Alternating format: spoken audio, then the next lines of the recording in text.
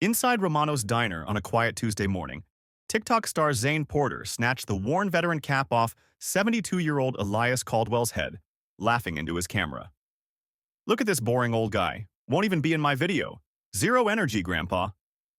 What Zayne didn't notice, the man in the dark tailored coat sitting 3 booths away, watching with calculating hazel eyes.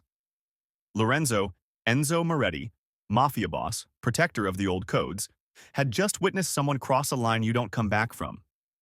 But before we see what happens next, if you believe respect should never be optional, especially for those who served, hit that like button right and subscribe now.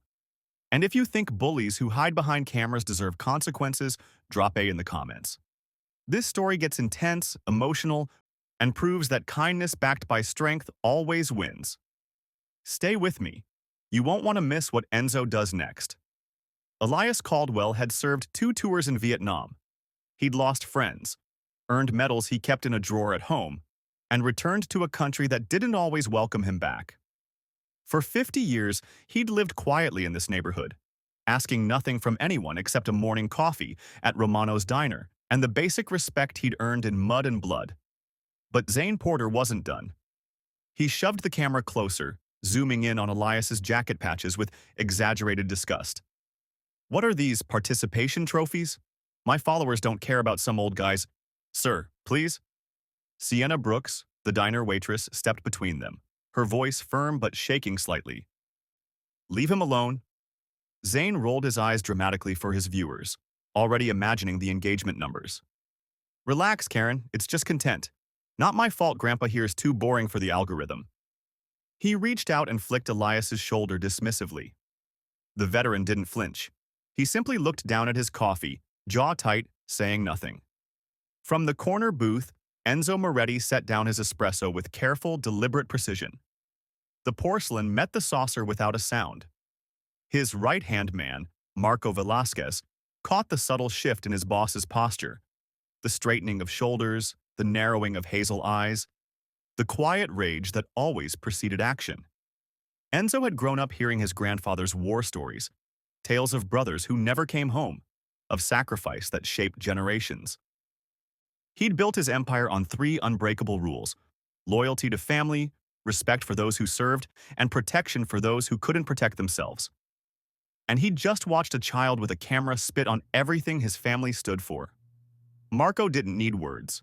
He stood first, buttoning his jacket, positioning himself casually near the diner's exit. Enzo rose slowly, his 6-foot frame casting a shadow that fell directly across Zayne's phone screen. The TikToker was about to learn that some audiences don't applaud, they enforce. Zayne didn't notice the shadow at first. He was too busy angling his phone for the perfect shot, narrating to his 2.3 million followers with practiced enthusiasm. So this dude literally won't even smile for the camera. Like, imagine being this irrelevant in 2025. Zero charisma, zero energy. "Young man," Elias said quietly, his voice steady despite the tremor in his weathered hands. "I've asked you politely. Please, just leave me be." Zayne laughed, a sharp, performative sound designed for shares and comments. "Oh, he speaks. Guys, Grandpa's getting upset.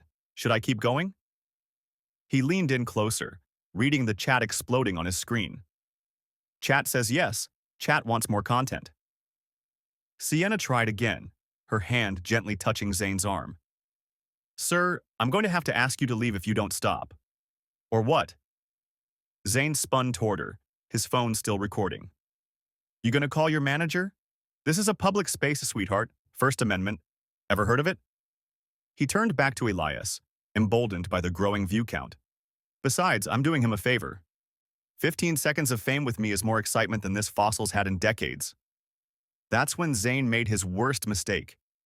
He reached down and grabbed Elias's veteran cap from the table, the one with the faded Vietnam service ribbon pinned to it, the one Elias's late wife had given him 40 years ago, and placed it mockingly on his own head. "Look, I'm a war hero now. Where's my free coffee? Where's my respect?" The diner went silent. Even the cook stopped flipping eggs. Elias's face drained of color, but he didn't reach for the cap. He simply stared at the table, his jaw working silently, trying to maintain the dignity that men like Zayne would never understand. Zayne didn't see the older gentleman in the corner booth rise to his full height. He didn't notice Marco Velasquez move with practiced ease toward the door, his hand resting casually in his jacket pocket. He didn't hear the scrape of Enzo Moretti's chair or the sudden attention of every other patron in Romano's diner. He was too busy reading his comments, grinning at the flood of laughing emojis, completely unaware that he'd just crossed a line that couldn't be uncrossed. Enzo's voice cut through the silence like a blade through silk. "Give the man back his cap."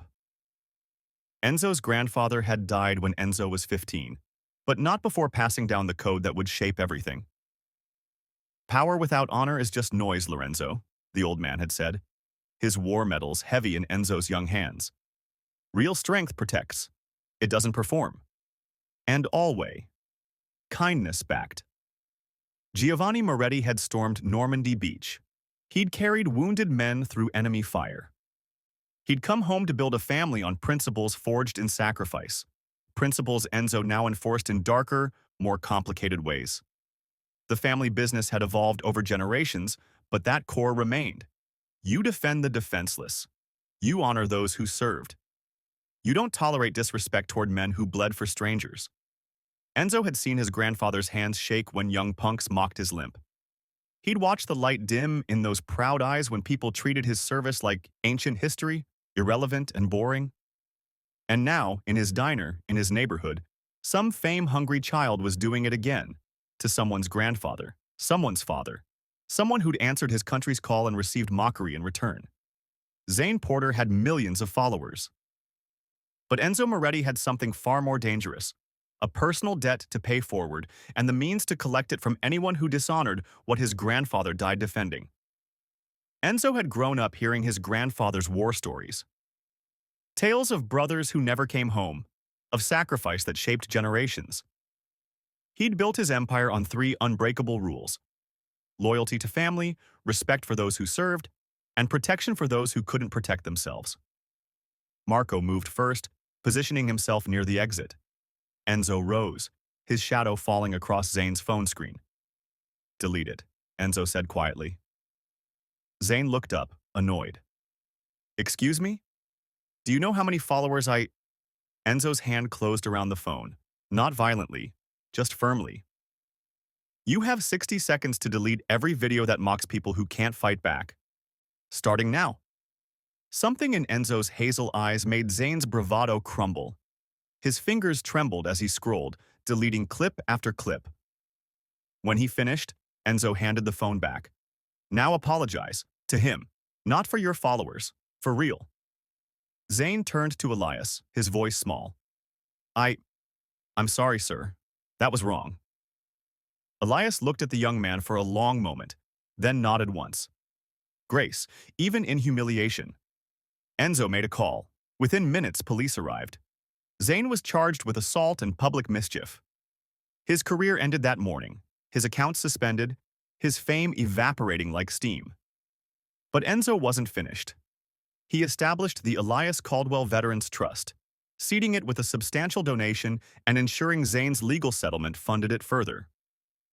2 weeks later, Enzo and Marco returned to the diner, presenting Elias with a new veteran cap and a letter confirming the trust would support homeless veterans across the city. "Your family now, Mr. Caldwell," Enzo said simply, "and family protects family." Elias's eyes filled with tears as he shook Enzo's hand. Sienna watched from behind the counter, smiling. 6 months later, the trust had raised over $180,000. Zayne, working humbly at a community center, made his first payment to the fund, not because he had to, but because he'd finally learned what honor meant. Kindness, backed by strength, had won. And the veteran who asked for nothing received everything he deserved: dignity, protection, and a family forged not in blood, but in respect. Drop a love emoji in the comments if you believe kindness backed by courage can change the world. And tag someone who needs to hear this story today. Because real power isn't about going viral. It's about making sure the right people are protected, honored, and never forgotten.